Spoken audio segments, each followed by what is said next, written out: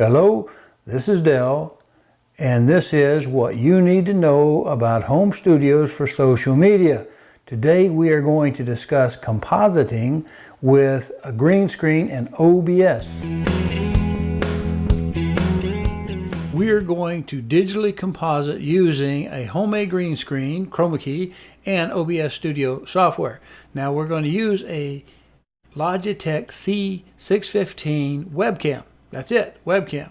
It's a $69 webcam. If you want a less noisy camera, you might try a large CMOS sensor-based camera that you would have in a digital SLR or mirrorless camera that may start at about $200 to $2,000 for halfway decent to $5,000. And of course you'll need a lens to go with it, a tripod to go with it, and a digital capture card. That's if you want to have a little less noisy image. It also is, in this environment, just room light. All it is room light. Now I have a little yellow in the room light because I have a 6 light pendant chandelier in this room, and 4 of the 6 lights are the warm white or the yellow compact fluorescence, and 2 of them are the daylight kind, which are more of a white spectrum than a blue or yellow. But that's why we have that what it is. Just room light. No theatrical lights whatsoever, no fancy camera, nothing special, OBS. But the first thing we're going to do is we're going to talk about, in OBS, that center panel. I hate that little picture where you have it looks like a funhouse mirror. And see, right here we got to take care of something right off the bat, and I'm going to show you how you do that. You see how the camera is darkening and jumping on you? That will mess up your Chroma key. So now what we've got to do is switch over to the studio. There it's blanked out in the middle. You can see my little cursor down here at the bottom. I'm going to go over, pull up my camera scene, my camera, go to properties. Going to move that to the left panel and show you that. Now that we see the picture on the left hand panel, we want to go to configure video. Go to configure video, bring up the software, the driver software, and we see advanced setting. I'm going to leave it on autofocus. I'm just going to go up here to where it says right light. I'm going to turn that off and I'm going to save it. What that does is it fixes the auto exposure to this current level of light, this exposure, everything. Now I can move, and you see we don't see that jerking and blinking where the background goes dark and all that. So we're in good shape. Let's go ahead and switch back. Kill that off. And the first thing we got to do is put our Chroma key in. Now you'll be able to see the camera output in the bottom corner. Now I'm going to bring my camera back up. We're going to repeat that same procedure, but in this time, instead of going to properties, we're going to go to filters. We're going to be able to filter, slide it over to the left panel, bring the left panel up, and we're going to stretch that left panel. Okay, because Chroma key is actually a filter. Now without any additional lighting other than the overhead, you see we're fairly uniform with this homemade green screen. And there is a video already out there on Rumble and YouTube of me doing this backdrop. So we've got that out there. Do subscribe to either platform that you see the video on, or both. You could do both. Be just fine for me. Now, but we see we have just a little bit of unevenness, not too bad. It is a little bit noisy, looks like, in full HD stretch. But we'll go to where it says Effect Filters, go down to Plus, add a Chroma key. Now, because we have extreme imagination, we're going to give this a name like With Room Lights. There we go.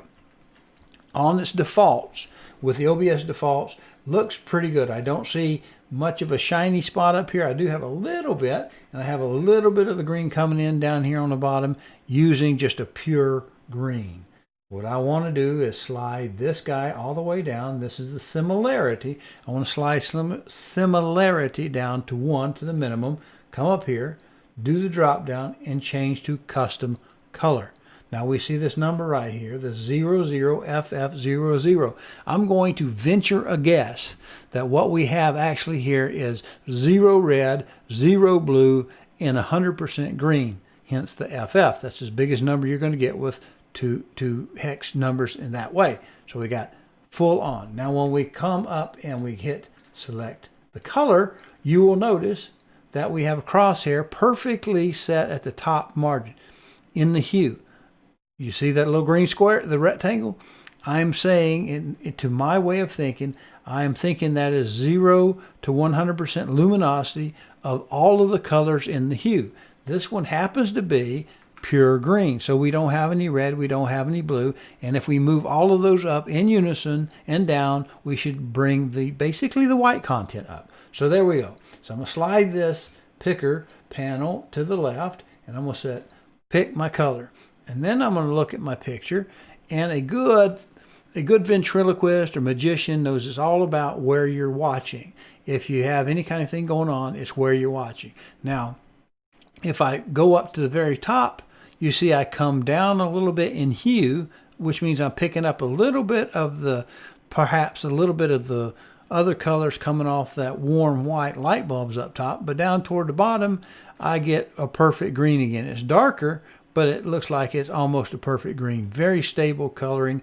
I'm going to go halfway in between, close to my body and my head, but a little toward that darkness. Click that. I'm going to choose that as my color. And there we see a little bit of brightness up at the top from the chandelier fixture above, and we have a little bit of darkness down there behind my corner down there where the light's not getting to it.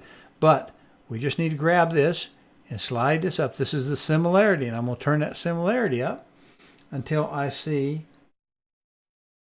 the speckles go away, the noise go away, and I'm pure gray at this point. And I'm going to turn smoothness down to darken up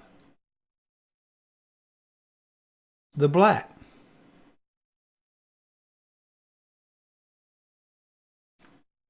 Looks pretty good. I don't see a lot of yellow or green, what we call the spill, because we have fairly mild lights with just the indoor lights. No theatrical lights whatsoever. We're going to call this one good, switch over.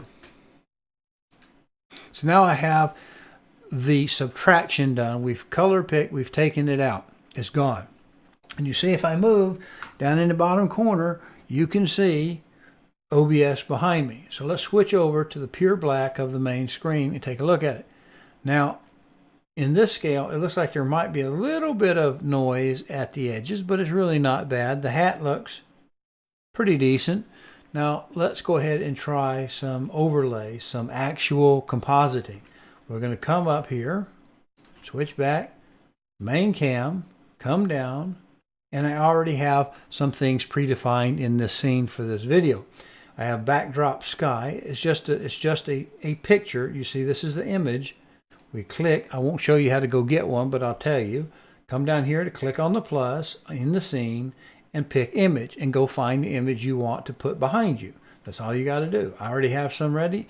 Let's turn on backdrop sky and switch over to that scene. Here we are in that scene. And look for jumpiness. It really looks pretty good. I don't see the green, any kind of green spill around the hat, or even with my little white beard.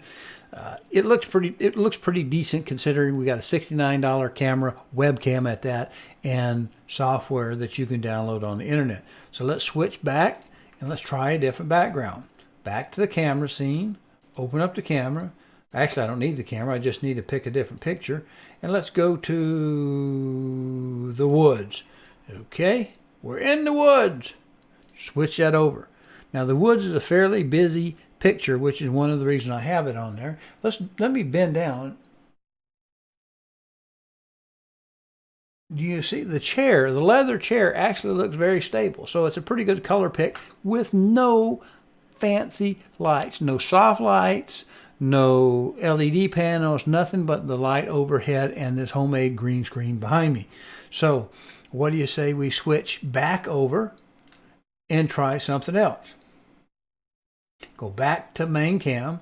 Now this time I'm going to turn off the woods, and you can mask other things.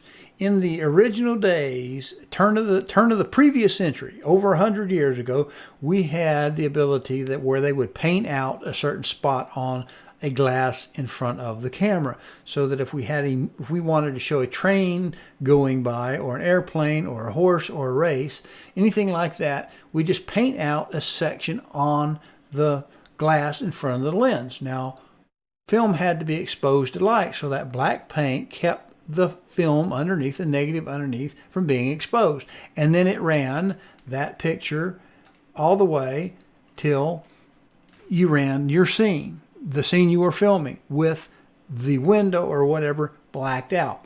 Then they would rewind the film and black out everything except what had just been blacked out. Then they could film whatever they wanted to. And because each area of the film had only been exposed once, you ended up with a composite picture. Masking. It was called masking. So there we have it. Now when we look in the dark, looks pretty good, just as we are. But let's try something along that line, but with modern technology. Here we're going to pick multimedia, and see it's got the triangle, the play button. You would bring in your multimedia by choosing multimedia and not VLC video source. So I've got some media loaded. We're going to click on this, and now you see it instantly in the scene behind you. You should also be able to hear the music.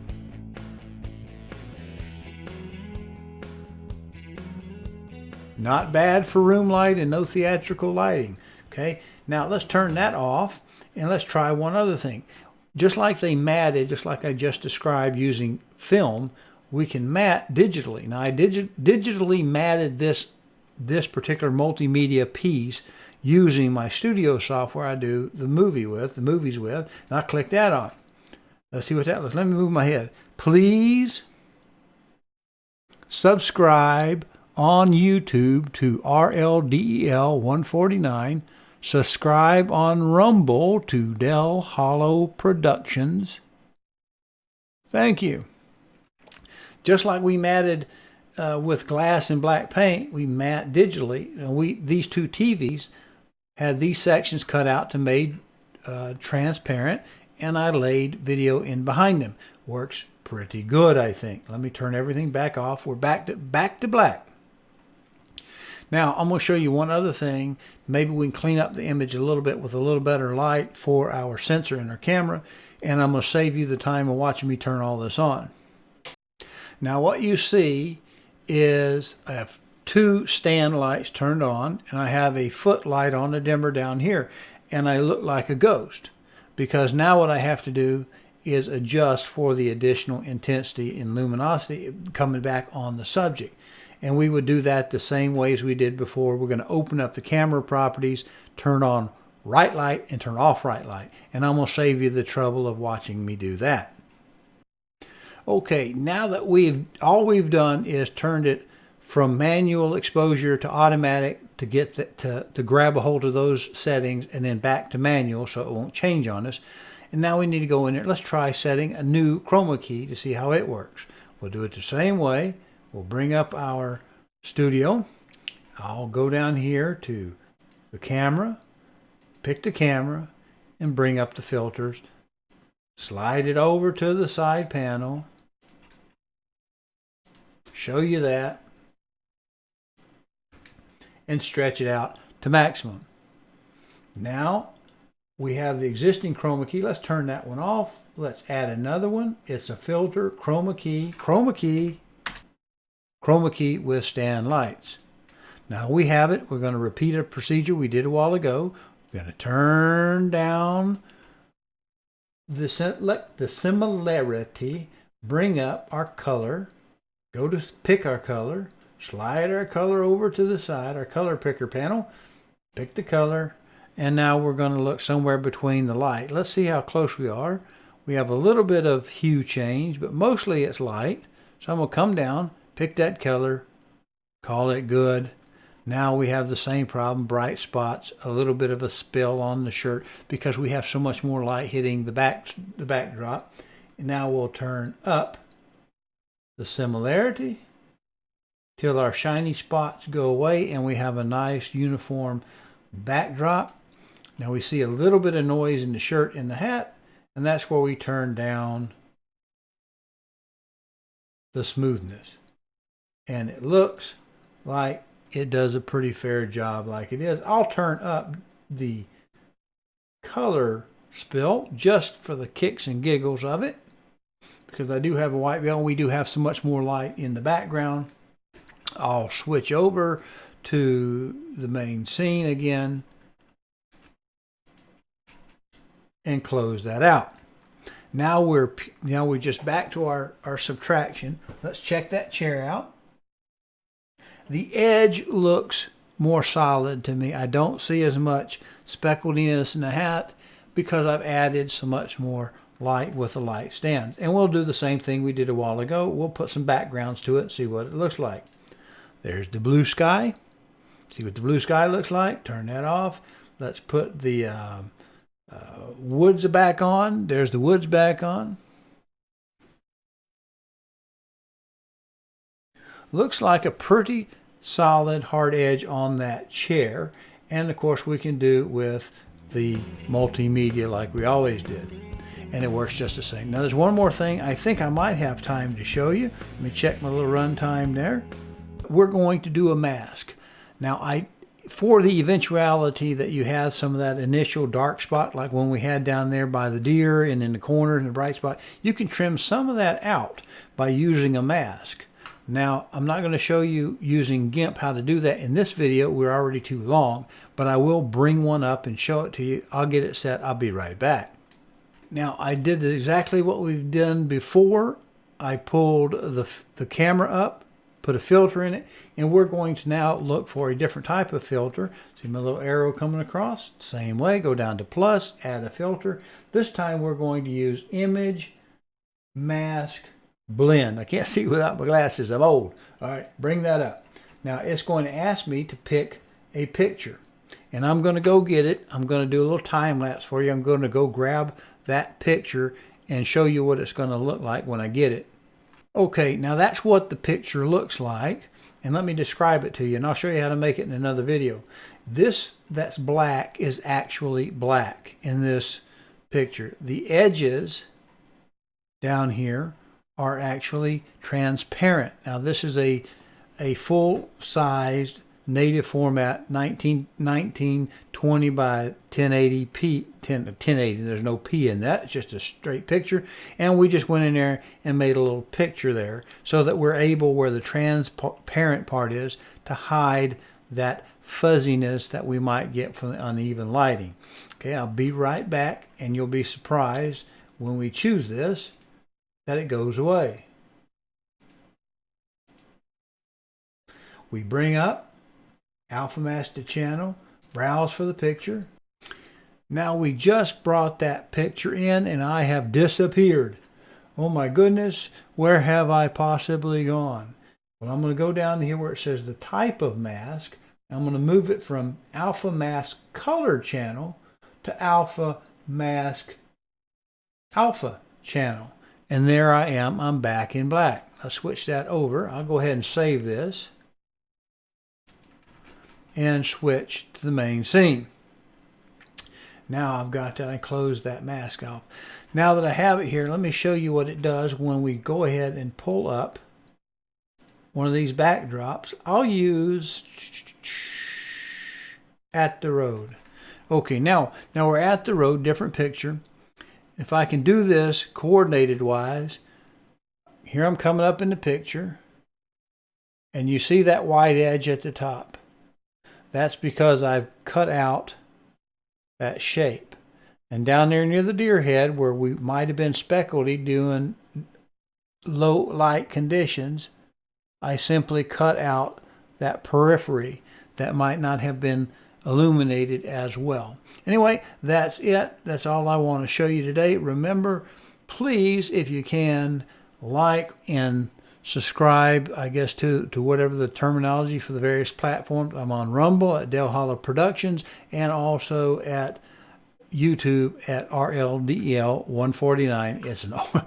It's an old channel, and that's why we have that little funny name to it. But we're on both places. Please give us a comment or something, and we'll look at it. We'll look at what we got and see if we can't come up with some more interesting things to do.